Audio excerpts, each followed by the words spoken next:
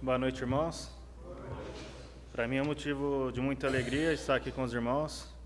Sabemos da responsabilidade e por isso nós sempre contamos com as bênçãos do Senhor. Quero convidar a todos a abrirem suas Bíblias em Salmos 139. Salmos 139.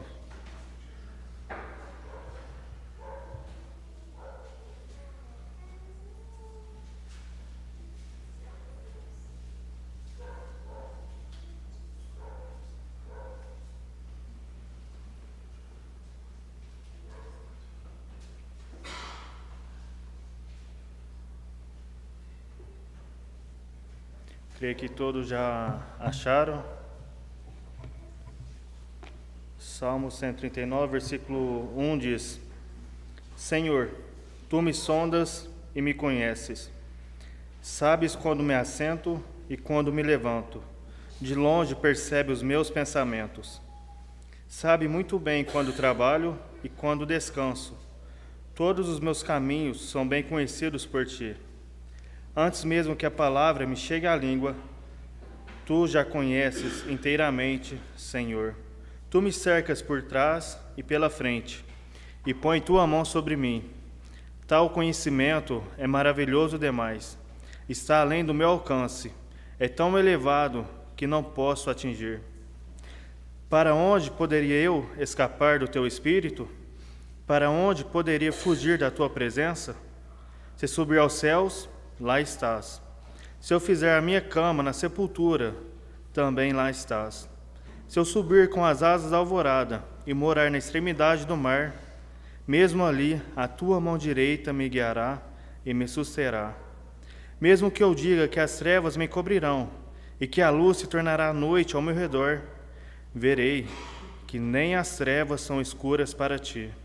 A noite brilhará como o dia, pois para ti as trevas são luz. Tu criastes o íntimo do meu ser e me teceste no ventre de minha mãe. Eu te louvo porque me fizeste de modo especial e admirável. Tuas obras são maravilhosas, digo isso com convicção. Meus ossos não estavam escondidos de ti, quando em secreto fui formado e entretecido como nas profundezas da terra. Os teus olhos viram meu embrião. Todos os dias determinados para mim foram escritos no teu livro antes de qualquer deles existir. Como são preciosos para mim os teus pensamentos, ó Deus! Como é grande a soma deles! Se eu as contasse, seria mais do que os grãos de areia. Se terminasse de contá-los, eu ainda estaria contigo. Quem dera matasse os ímpios, ó Deus! Afaste de mim os assassinos, porque falam de ti com maldade e em vão rebelam contra ti. Acaso não odeio os que te odeiam, Senhor? Eu não detesto os que se revoltam contra ti? Tenho por eles ódios implacável, considero-os inimigos meus. Sonda-me, ó Deus, e conheces o meu coração. Prova-me e conheces as minhas inquietações. Vê se há em mim, em minha conduta, algo que te ofende, e dirige-me pelo caminho eterno. Amém. Vamos estar orando mais uma vez, irmãos? Deus eterno, Pai maravilhoso, Tu és o Deus tão grande, ó Pai. Tu és o Deus, ó Pai, que sempre existiu, de eternidade em eternidade, Tu és Deus. O Deus que está acima dos céus, o Deus que está acima de toda a criação, acima de todos nós, ó Pai. O Deus que transcende tudo. Nós te louvamos, Senhor, porque Tu também és um Deus imanente, um Deus que se faz um Deus de perto, o Deus que mandou o Seu Filho para nos dar a vida e nos permite conhecer o Senhor, ó Pai. Por isso nós louvamos o Teu santo nome e viemos humildemente em Sua presença rogar ao Senhor que fale em nossos corações, Senhor. Fale conosco essa noite, ó Pai. É em Teu nome que nós oramos, rogamos que seja feita a Sua vontade. Amém.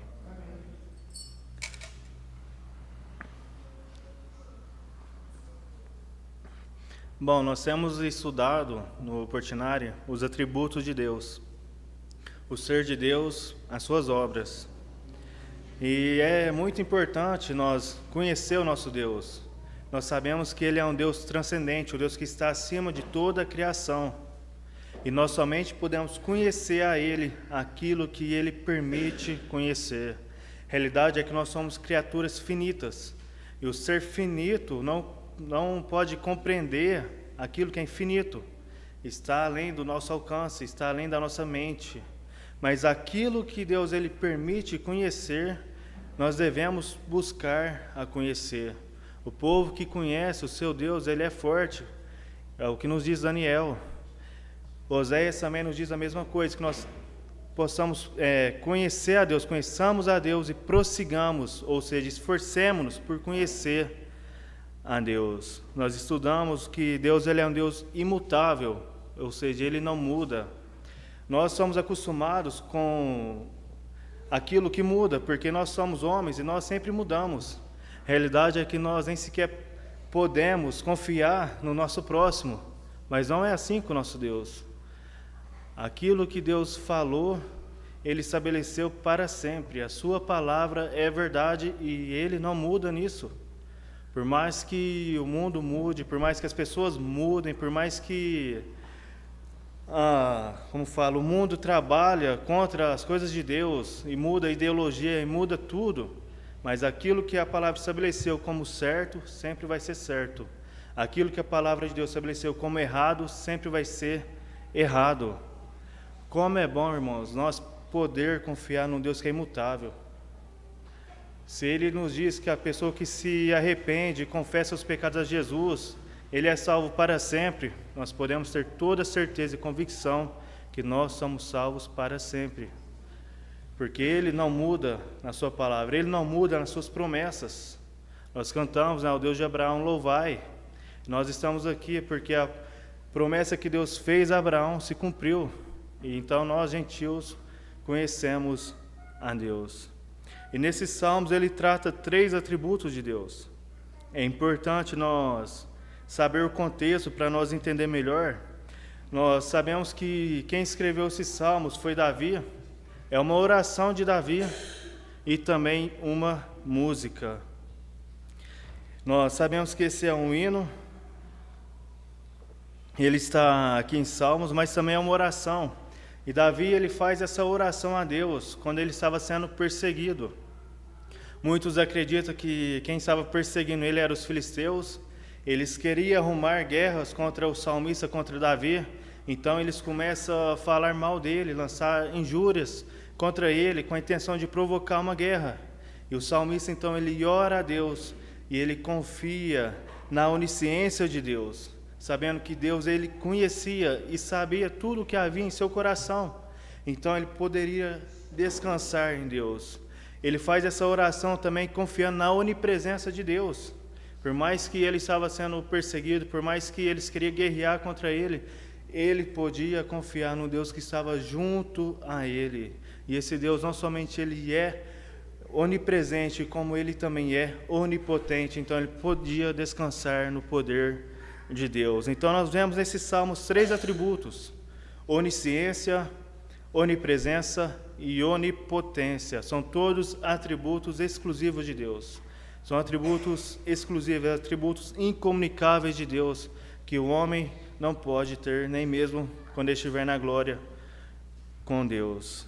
Nós podemos então ver o quão é bom nós conhecer a Deus. Por isso que nós falamos, aquilo que Deus permite nós conhecer, nós devemos esforçar por conhecer. Por isso o salmista ele podia descansar em Deus, porque ele conhecia o Deus dele, conhecia os atributos de Deus. Então, nós tendo isso em mente, nós podemos então começar o texto. Ele diz no versículo 1, Senhor, Tu me sondas e me conhece. Essa palavra aqui, sondar, ela quer dizer vasculhar, examinar, trazer para fora aquilo que está dentro. Deus, Ele traz para fora e fala, Deus, Tu traz para fora tudo o que há em mim. O Senhor me conhece, o Senhor sabe tudo o que está em mim. Eu sou como um livro aberto diante do Senhor. Tu me sondas e me conhece. Olha a forma que ele fala, tu me sondas, ele traz para ele mesmo. E nós devemos fazer a mesma coisa com todo esse salmo aqui. Saber que Deus ele conhece a cada um de nós. Ele conhece até mesmo o nosso íntimo, tudo aquilo que está dentro de nós, Ele conhece, Ele examina, Ele sabe tudo de mim, Ele sabe tudo de você, tudo de nós aqui. Ele sabe toda a nossa rotina, as coisas triviais da vida, por isso então que Ele fala: sabes quando eu me assento e quando me levanto, de longe percebes os meus pensamentos. Ou seja, Deus Ele é onisciente. Alguém aqui sabe quantas vezes você se assentou e levantou durante o dia de hoje? Não, ninguém sabe. Mas Deus Ele sabe tudo, a nossa rotina, as coisas que nós fazemos no automático. Quantas vezes eu levanto o meu braço, quantas vezes eu abaixo o meu braço, quantas vezes eu me assento, quantas vezes eu me levanto. Toda a minha rotina, a coisa que é trivial, Ele sabe tudo e Ele examina tudo. Está tudo registrado por Deus. Quantas vezes nós piscamos nosso olho, nós não sabemos, mas Deus Ele sabe, é um conhecimento que é demais, é elevado demais, está além do nosso alcance. E Ele ainda vai agora funilando e fala: Ele sabe os meus pensamentos. Ou seja, de longe Ele percebe o meu pensamento. Lembrando que Ele é um Deus transcendente, Ele é um Deus que está acima de tudo. Lá do seu trono, Ele é capaz de ver os nossos pensamentos. Ele penetra cada pensamento. Nenhum passa em branco diante de Deus. Ninguém sabe aquilo que eu estou pensando agora. E eu não sei aquilo que os irmãos estão pensando nessa noite. Ninguém sabe o que a pessoa do seu lado está pensando, mas Deus, Ele sabe cada pensamento nosso. Ele é capaz de ver aquilo que passa na sua mente, na sua cabeça. E eu tenho certeza que se nós sabéssemos o que nosso irmão pensa, nós estaríamos horrorizados. Ia ter muita contenda aqui nessa noite. Muitos irmãos iam ficar sem falar com o outro. Falar: como você é capaz de pensar isso de mim? Mas o que deve nos alarmar, irmãos, é que Deus Ele sabe cada pensamento e nenhum passa em branco diante dEle. E não somente Ele sabe, mas Ele examina cada um. Ele julga com justiça cada pensamento. Ao mesmo tempo que isso deve ser bom para nós, isso também deve nos causar tremor. Porque muitas das vezes nós devemos ver o contexto aqui. Davi, ele estava sendo perseguido, ele estava sendo injuriado. E Deus, Ele sabia tudo aquilo que Davi tinha feito. Ele conhecia a mente de Davi. Ele sabia aquilo que estava na sua cabeça. Então isso causava paz para Davi. Ele louvava a Deus por isso. Mas ao mesmo tempo isso deve causar temor e tremor. Porque Ele conhece a nossa mente e Ele julga com justiça, com retidão. Ele não somente conhece os nossos pensamentos, o salmista continua falando no versículo 3, ele ainda fala: esquadrinhas o meu andar e o meu deitar e conhece os meus caminhos, a versão atualizada diz. Eu gostei dessa versão, esse versículo na versão atualizada, ele fala: esquadrinhas o meu andar. Ou seja, essa palavra esquadrinhar quer dizer cercar, ou seja, ele cerca o meu andar. Essa palavra era muitas das vezes usada nas guerras, quando o exército cercava uma cidade, cercava um país e deixava aquelas pessoas sem saída. Então, por isso que ele fala: ele cerca o meu andar, ele cerca o meu deitar, ele conhece todo o meu caminho. O que ele estava dizendo é que eu estou na mão de Deus, eu estou cercado por Deus, eu estou encurralado por Deus. Todo o meu andar, todo o meu deitar, todo o meu caminho, tudo o que eu faço está nas mãos de Deus. Eu estou cercado. Não tem como eu fugir da sua presença. Ele observa todo o meu andar. Ele sabe a hora que eu levanto. Ele sabe com precisão a hora que eu levanto, a hora que eu vou levantar no dia de amanhã. Se nós pegar nosso celular, nossos aplicativos, e você ir no Google Maps, tem um lugar lá que ele sabe a sua rota. Ele sabe todo o lugar que você foi no dia de hoje, no dia de ontem, durante o mês passado, durante um ano. E muitas pessoas, quando ficam sabendo disso, ficam assustados. E ele sabe, ele tem uma previsão do horário que você vai sair amanhã. Ele sabe a sua rotina, o seu domingo, a sua segunda, a sua terça, mas é somente uma previsão. Ele não tem certeza do horário que você vai levantar amanhã. Não sabe se você vai atrasar, se você vai talvez no Portinari. Ele tem uma previsão. Agora Deus não. Ele sabe o horário que você levanta, Ele sabe o seu caminho até o seu serviço, Ele sabe onde você parou, por que você parou, a forma que você trabalhou, a forma que você trabalha. Ele sabe tudo. Nós estamos cercados nas mãos de Deus. Ele sabe o seu caminho e toda a sua vida. Nós devemos ter essa noção. Quando nós trabalhamos sabendo que nós estamos sendo vistos por Deus, a Bíblia fala, né, que tudo que nós fizermos, seja palavra em ação, nós devemos fazer para a glória de Deus. Nós vamos trabalhar de forma diferente. Quantas vezes, irmãos, nós trabalhamos de uma forma quando nosso supervisor está olhando, e nós trabalhamos de outra quando ele se afasta de nós. Mas Deus, Ele sabe disso. Ele vê a forma que nós trabalhamos, Ele vê a forma que nós negociamos. Ele sabe se nossos impostos estão em dias ou não, se nós estamos devendo ao nosso próximo ou não, se eu sonego imposto ou não, se eu estou de acordo com o Estado ou não.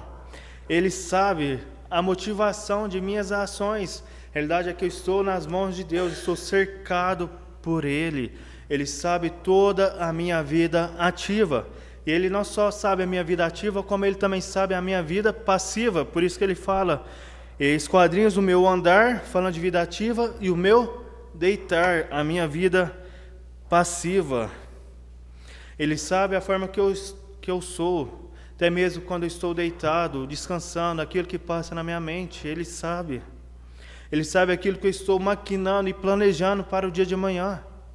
Alguns estudiosos falam que quando ele fala deitar, ele está falando daquilo que eu faço escondido. Ele sabe também, se essa interpretação estiver correta. Ele sabe tudo o que eu faço, as escondidas. A forma que eu trabalhei, a forma que eu sou diante de todos, e a forma que eu sou quando ninguém está olhando. Ele sabe tudo os meus pensamentos, Ele sabe todos os segredos do meu coração. Aquilo que a minha mãe não sabe, meu pai não sabe, Deus, Ele sabe, Ele está vendo. Aquilo que eu não falei com a minha esposa, Deus, Ele sabe. Ele conhece tudo. Por isso que Ele fala, Ele conhece todos os meus caminhos. Ele resume tudo aquilo que Ele falou agora, nesse versículo. Ele fala, Ele conhece todos os meus caminhos. Isso, irmãos, deve causar temor para nós. Porque Deus, Ele conhece nós melhor do que nós mesmos. E ao mesmo tempo, isso deve trazer alegria. Porque nós sabemos que Deus, Ele julga corretamente. Ele conhece as nossas intenções. A intenção do meu coração, Ele conhece. E isso então deve trazer alegria. Quantas vezes, irmãos, nós fomos injuriados por causa da nossa cosmovisão que nós temos. E as pessoas do mundo nos julgam mal.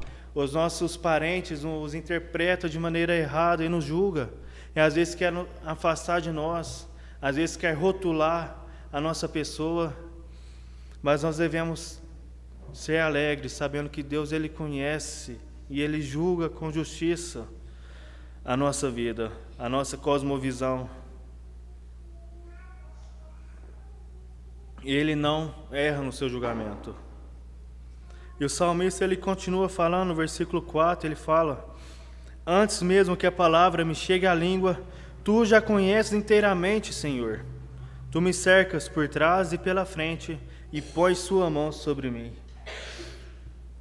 Deus, Ele não só conhece aquilo que eu falo, mas Ele conhece aquilo que eu vou falar. Alguns estudiosos falaram que quando nós estamos falando alguma coisa, e quando nós ainda estamos soltando a palavra, nosso cérebro já está trabalhando, tem mais ou menos 8 a 10 palavras na nossa mente. E Deus, Ele já sabe todas elas. Aquelas palavras que nós não tivemos coragem de falar e nós freamos nossa língua. Deus, Ele sabe aquilo que você ia falar, aquilo que você pensa contra o seu próximo.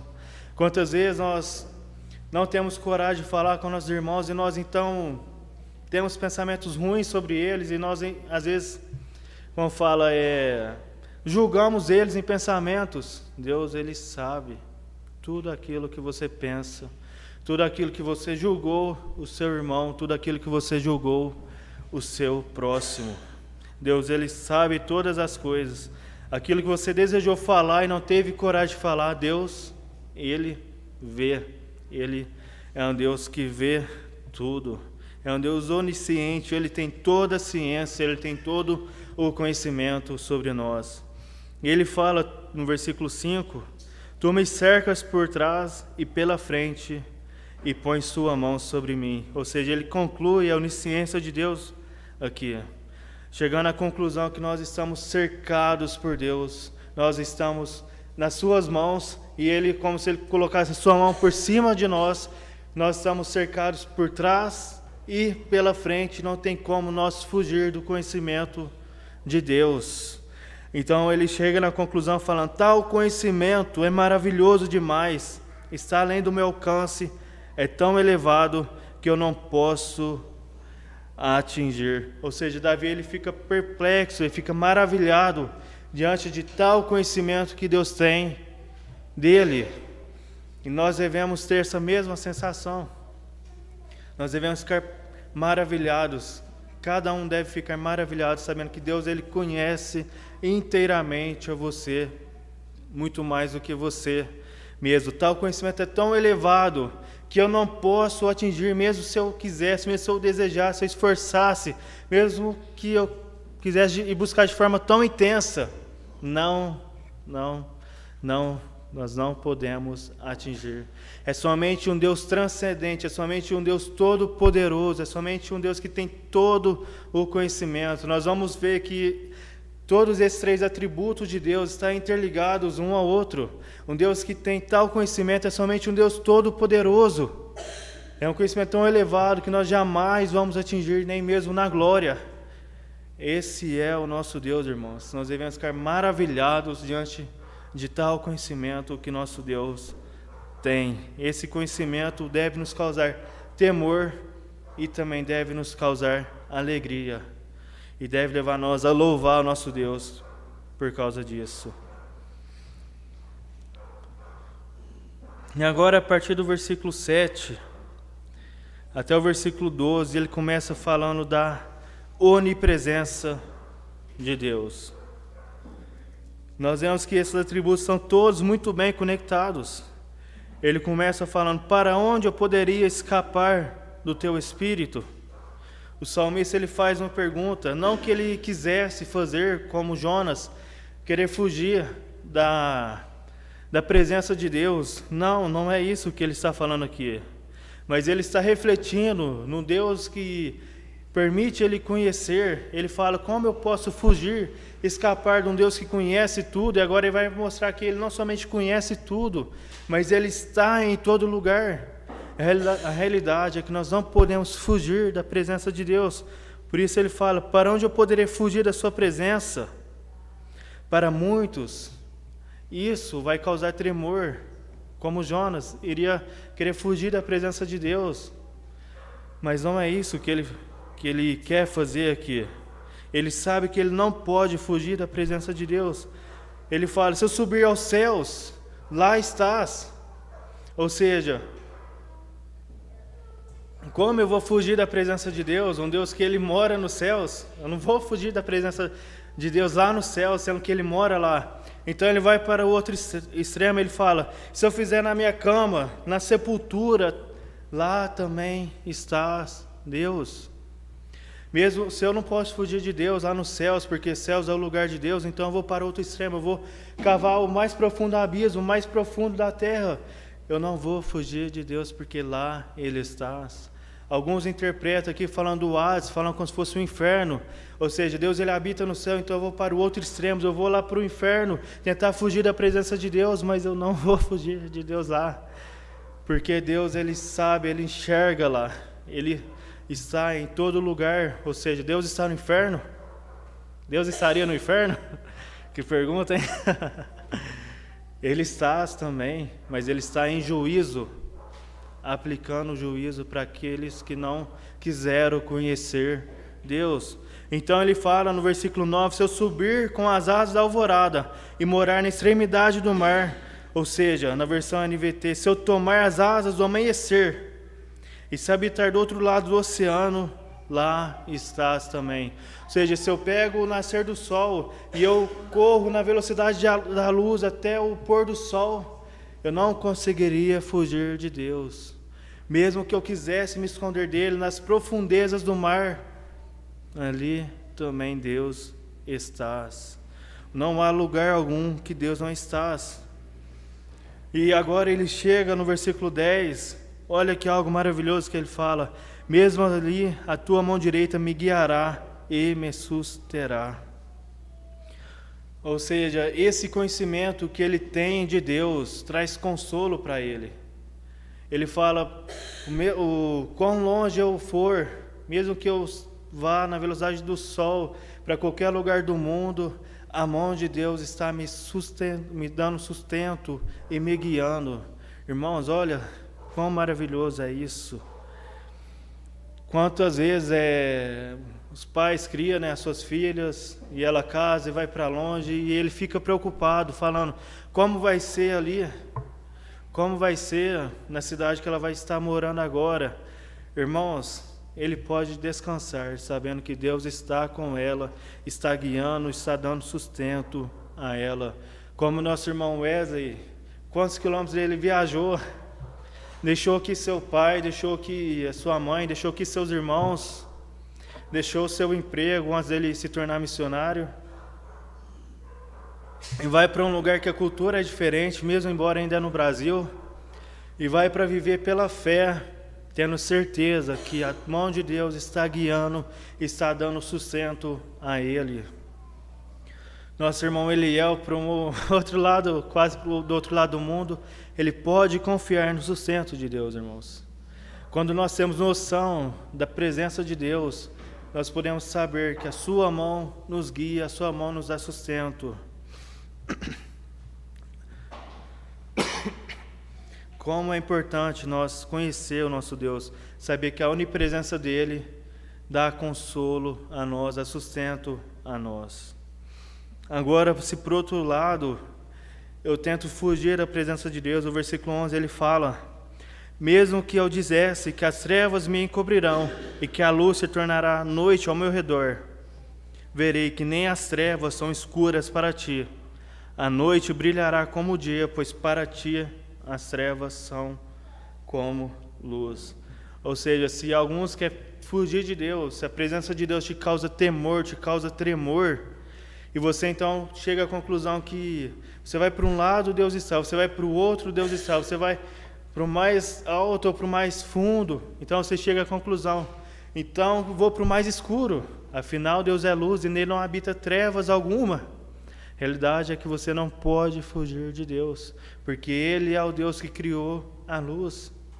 E a luz e as trevas para Ele são a mesma coisa. Nós não podemos fugir do nosso Deus. A noite vai brilhar para Ele, tal como o dia.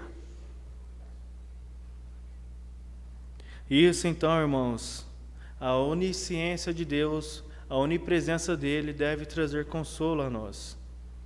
Sabendo que Deus ele nos conhece, Ele sabe aquilo que você faz e a motivação que você faz, a motivação com que você trabalha, a motivação com que você trabalha para Ele mesmo, Ele conhece.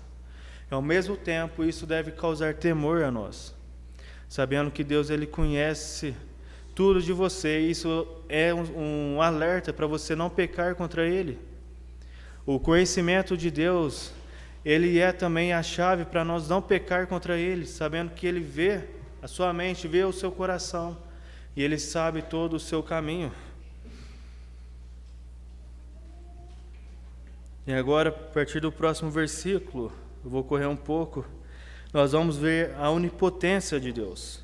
Nós vemos a onisciência, nós vemos a onipresença dEle, e agora nós vamos ver o seu poder, nós vamos ver que tudo está interligado. A partir dos próximos versículos, é maravilhoso demais para nós, irmãos. A forma que Davi vê a concepção, a forma que Davi vê a origem da vida, sem ele ter as informações que nós temos hoje, sem ele conhecer de anatomia, de embriologia.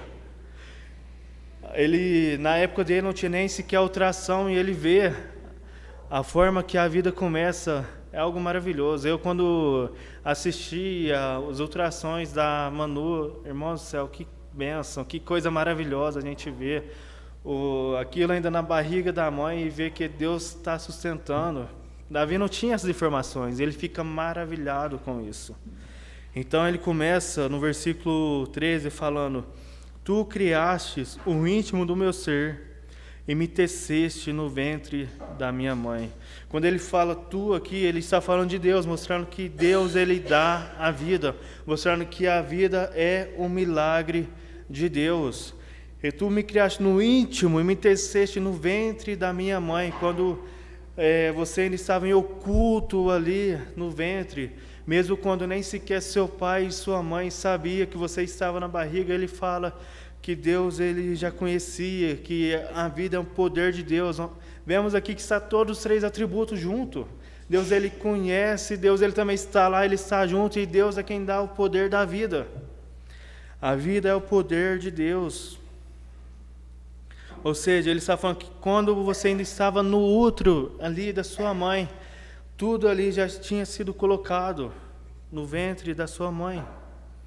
Todos, é como se estivesse falando que lá no ventre estavam todos os ossos, todos os neurônios, os tendões e tudo ali no ventre. É algo de Deus, é o poder de Deus. Então ele fala: eu te louvo porque me fizeste de modo especial e admirável.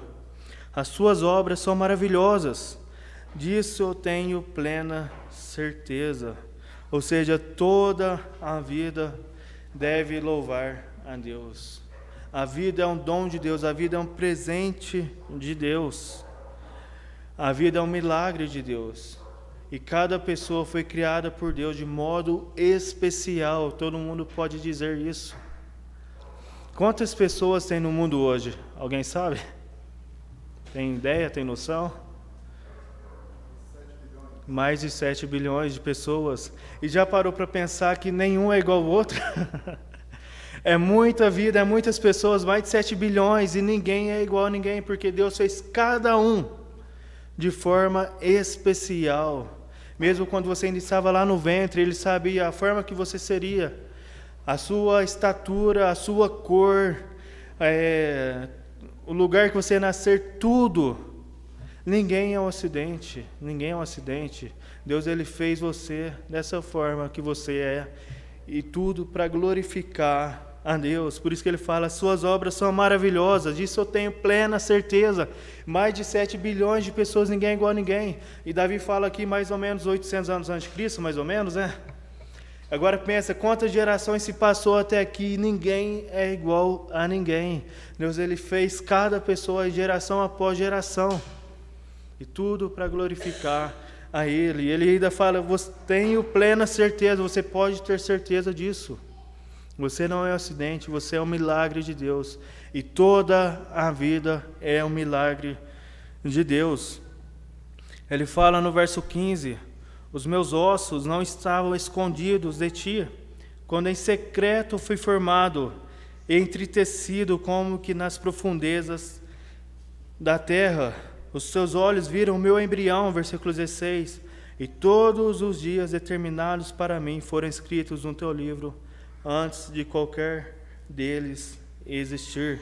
Ele fala: os meus ossos não estavam escondidos de ti, falando aqui, quando ele fala nas profundezas da terra, falando que quando eu ainda estava no útero, quando você ainda estava no ventre da sua mãe, ele fala entretecido. Essa palavra aqui ele fala como na figura de um artesão, quando estava formando cada um deles, ou seja, lá no útero da sua mãe, quando você ainda era um embrião, então você estava entretecido, os seus ossos estavam escondidos ali, quando em secreto eu fui formado, foi criando osso a osso, cartilagem a cartilagem, peça por peça, tudo é Deus, é um milagre de Deus, é o poder de Deus ali, irmãos. A vida é um milagre de Deus, é o poder de Deus. Ele fala: os teus olhos viram o meu embrião. Mesmo quando ninguém sabia, mesmo quando você estava escondido ali, em secreto, Deus é quem fez. Deus é poderoso. Deus é quem estava ali. Ele viu tudo. Ele viu tudo, em substância ainda informe. Ele viu. As primeiras horas, quando ninguém sabia, Ele estava lá, Ele estava vendo, irmãos. Olha como que é o poder de Deus. A ciência não consegue explicar isso. Nós não conseguimos entender isso. E esses versículos, eu abro parênteses aqui, é suficiente para mostrar que o aborto é um pecado. O aborto, ele é um assassinato. Não tem como cristão defender o aborto de forma alguma. Nada é um acidente, nada. A vida, ela é um milagre de Deus. Ela é um milagre. Deus, ele viu quando a substância ainda era sem forma. Deus, ele viu.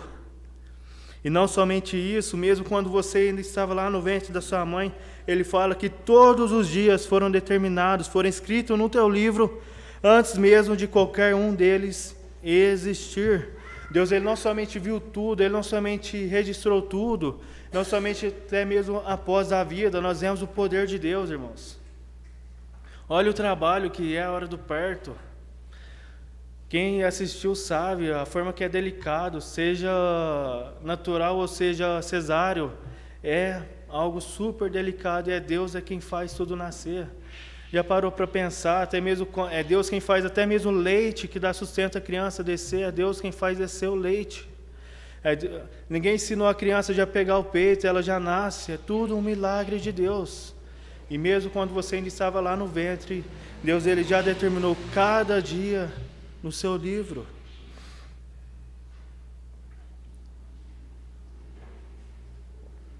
Ou seja, tudo é um milagre de Deus. E quando ele fala aqui que cada dia foi escrito no teu livro, essa palavra aqui no Antigo Testamento, ela é muito usada para falar quando o oleiro ele está trabalhando no vaso. Quando ele está trabalhando no formato daquele vaso, ele tem em mente, na sua mente, aquilo que aquele vaso vai ser. É isso que Deus ele faz. Ele já tem em mente aquilo que você vai ser. Ele tem em mente até mesmo todos os seus dias, até mesmo os desastres que acontecem. Ele permite tudo para que você seja aquele vaso que Ele quer que seja formado. Olha o quanto o nosso Deus é poderoso, irmãos. Olha quanto o nosso Deus ele é poderoso. E Ele fala: como são preciosos para mim os seus pensamentos, ó Deus. Como é grande a soma dele. Ou seja, a conclusão que o salmista chega aqui é que tudo é maravilhoso demais para ele. Como é grande os pensamentos de Deus para nós, irmãos. Nós não entendemos a mente de Deus, nós não entendemos o poder de Deus. Olha como o nosso Deus ele é grande. Um Deus que ele tem todo o conhecimento, tem toda a ciência, tem todo o poder. Nós vimos tudo aqui junto na formação da vida. Nós não entendemos isso, é grande demais para nós. Como é grande a soma deles. Se eu fosse contar, são mais do que os grãos de areia. E se eu terminasse de contar, eu ainda estaria contigo. Se ele fosse contar todo o poder de Deus, todo o poder de Deus na nossa vida, ele não seria capaz de contar. Ele iria terminar talvez lá na eternidade, mas ele não iria terminar, não. Ele fala: eu ainda estaria contigo, eu ainda estarei contando. A realidade é que quando nós estivermos com Deus, irmãos, nós ainda vamos estar admirando o poder dele. E nós não vamos chegar à conclusão de tudo isso, não vamos. De forma alguma. Versículo 19, até o final do capítulo, até o versículo 24, ele estaria falando aqui, talvez, da onipureza de Deus, é o que alguns teólogos chamariam. Nós não vamos ver, eu já tenho passado do horário, mas eu quero terminar com os irmãos, versículo 23 e o versículo 24. A conclusão que o salmista chega aqui, depois de ver o conhecimento de Deus, depois de ver a onipresença de Deus e vê a onipotência de Deus, ele chega então no versículo 23, depois que ele vê também a pureza de Deus, a onipureza dele, ele fala: sonda-me, ó Deus, e conhece o meu coração. Prova-me e conhece as minhas inquietações. Vê se há em minha conduta algo que te ofende e diriges pelo caminho eterno. Ou seja, depois que ele está diante de um Deus tão grande como esse, a conclusão que ele chega é o que eu chamaria aqui de uma oração corajosa. Ele fala então para Deus, ele sondar a ele. Ele começa o capítulo falando: sonda-me, ó Deus. E ele termina falando a mesma coisa: sonda-me. Lembra que nós falamos no início? Sondar, o que é? Examinar, cavar. É cavar a fundo e trazer para fora. Depois que ele vê que Deus ele conhece totalmente ele, que Deus ele está com ele, que Deus ele é um Deus poderoso, o que ele fala é: Deus, examina-me de novo. Deus, examine o meu coração, traz tudo para fora. Aquilo que está em oculto, aquilo que talvez eu mesmo sei, aquilo que talvez eu não sei, o que eu tenho pecado, o que eu tenho falhado diante de Deus. Por isso que eu falo que é uma oração corajosa. Ele fala: mostra-me se em meu caminho há algo que ofende o Senhor. Mostra-me se a minha conduta há orgulho. Cada um deve fazer essa oração, irmãos, com humildade diante de Deus. Falando: Deus, vê se em meu caminho tem algo que ofende o Senhor. Vê se em minha vida há orgulho. Vê se há soberba. Vê se há sensualidade. Vê, ó Deus, e me mostra, traz para fora. Vê se em minha conduta há algo em todo o meu caminho diante do dia, em meu trabalho. Vê se há algo que ofende o Senhor. Vê, ó Deus. Mesmo que doa, mesmo que custe algo, mesmo que custe eu mudar tudo, mostra-me, ó Deus. E depois que o Senhor me mostrar, o que eu vou fazer? Eu vou falar: dirige-me pelo caminho eterno. Mesmo que doa, mesmo que em sua oração diante de Deus nessa noite, Ele mostra talvez aquilo que nem sequer você mesmo sabia. Então você confessa a Ele. E então fala para Ele: Deus, agora muda meu caminho. Dirija-me cada dia da minha vida pelo caminho do Senhor, pelo caminho da retidão, pelo caminho que é a Tua vontade, pelo caminho eterno. Guia-me os meus passos nos Teus caminhos. Amém.